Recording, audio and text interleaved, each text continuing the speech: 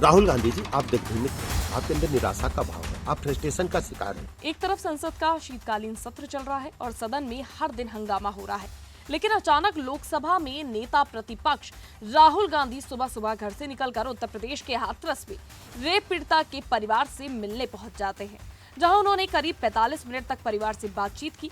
राहुल के अचानक हाथरस पहुंचने की खबर से एक बार फिर हाथरस का वो गांव चर्चा में आ गया, जहां की 4 साल पहले एक दलित बेटी की मौत ने प्रदेश और देश में सियासी तूफान खड़ा कर दिया था। अब राहुल गांधी के अचानक हाथरस चले जाने पर सभी के जहन में सवाल उठ रहा है कि राहुल क्यों चले गए।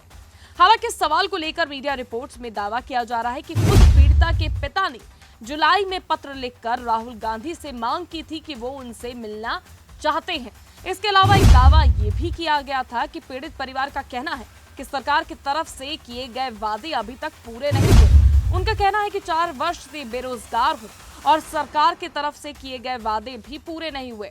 उधर उत्तर प्रदेश के उप मुख्यमंत्री ब्रजेश पाठक राहुल गांधी की हाथरस दौरे पर तंज कसते हुए कहते हैं राहुल गांधी हताश हैं। उन्हें यह भी नहीं पता कि हाथरस मामले की सीबीआई जांच हो चुकी है और मामला कोर्ट में चल रहा है। राहुल गांधी जी, आप दिग्भ्रमित हैं, आपके अंदर निराशा का भाव है, आप फ्रस्ट्रेशन का शिकार हैं। आपको पता ही नहीं है कि हाथरस में सीबीआई ने जांच कर ली है, कानून के तहत माननीय अदालत में मामला चल रहा है। जबकि आप दूसरी तरफ कभी हम देखते हैं आप संभल जाना चाहते हैं, कभी अलीगढ़ जाना चाहते हैं, पूरी तरह से आप डिरेल्ड हो चुके हैं। आपसे मेरा अनुरोध है, उत्तर प्रदेश आज नंबर 1 का राज्य इंफ्रास्ट्रक्चर के मामले में, कानून व्यवस्था के मामले में बनने के लिए तेजी के साथ आगे बढ़ रहा है। उत्तर प्रदेश की कानून व्यवस्था की चर्चा पूरे राष्ट्र में होती है।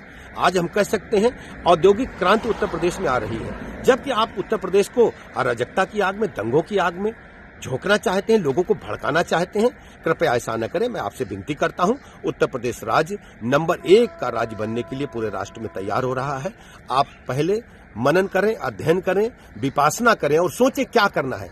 आए दिन आप इस प्रकार के रूल जुलूल हरकतों से प्रदेश की जनता, देश की जनता तंग आ चुकी है। दरअसल इसी साल जुलाई में लड़की के पिता ने राहुल गांधी को लेटर लिखा था। इसमें कहा था कि सरकार ने जो वादे किए थे उसे पूरे नहीं किए। परिवार सीआरपीएफ की कड़ी सुरक्षा में कैद है, ना कोई रोजगार है, ना ही रोजगार के लिए कोई बाहर जा पा रहा है। घर में 3 बेटियां हैं, उनकी पढ़ाई लिखाई तक नहीं हो पा रही है। परिवार की मानसिक स्थिति बहुत ही खराब चल रही है। 14 सितंबर 2020 को हुई घटना बहुत ही भयानक थी, जिसमें मेरी बेटी के साथ गैंगरेप हुआ। उसके रीढ़ की हड्डी तोड़ दी गई थी, जीभ काट दी गई। मेरी परमिशन के बिना प्रशासन ने रात में मेरी बेटी के शव को जला दिया।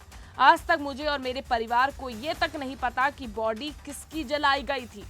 अब आपको बता दें क्या है हाथरस का मामला। दरअसल 14 सितंबर 2020 को हाथरस के एक गांव में 19 साल की दलित युवती घायल अवस्था में मिली थी।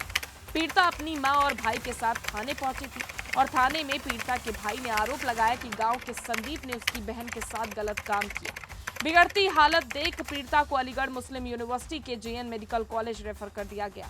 इस घटना के अगले दिन 15 सितंबर को एफआईआर दर्ज कराई गई, जिसमें लिखा गया कि पीड़ित अपनी मां के साथ चारा काटने गई थी। तभी गांव के युवक संदीप ने आकर उसे घसीटा और गला दबाकर उसकी हत्या की कोशिश की। पुलिस ने भी इसे पारिवारिक विवाद बताया और दावा किया कि जल्द आरोपी की गिरफ्तारी की जाएगी। मामला तब तूल पकड़ा जब घटना के 5 दिन बाद यानी 19 सितंबर को पीड़िता ने बयान दिया कि संदीप के साथ 2 अन्य लड़के थे, उसके साथ छेड़छाड़ भी की गई और जबान काट दी गई। मामले में क्या कार्रवाई हुई? पीड़िता के बयान के आधार पर पुलिस ने हत्या की कोशिश और छेड़छाड़ की धाराओं को बढ़ाया और मुख्य आरोपी संदीप को गिरफ्तार किया।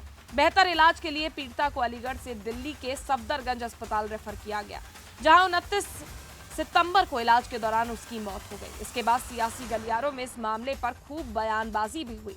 इसके बाद पुलिस ने सभी 4 आरोपियों संदीप ठाकुर, लवकुश, राम और रवि को गिरफ्तार कर जेल भेज दिया। कांग्रेस से लेकर भीम आर्मी और आम आदमी पार्टी के लोग हाथरस पहुंचने लगे, लेकिन मामला तब और बिगड़ गया जब पीड़िता का शव गांव पहुंचा और अगले ही दिन तड़के 3 बजे पुलिस की मौजूदगी में घर वालों को दबाव में लेकर अंधेरे में ही अंतिम संस्कार करवा दिया गया। Desk report, JMD news.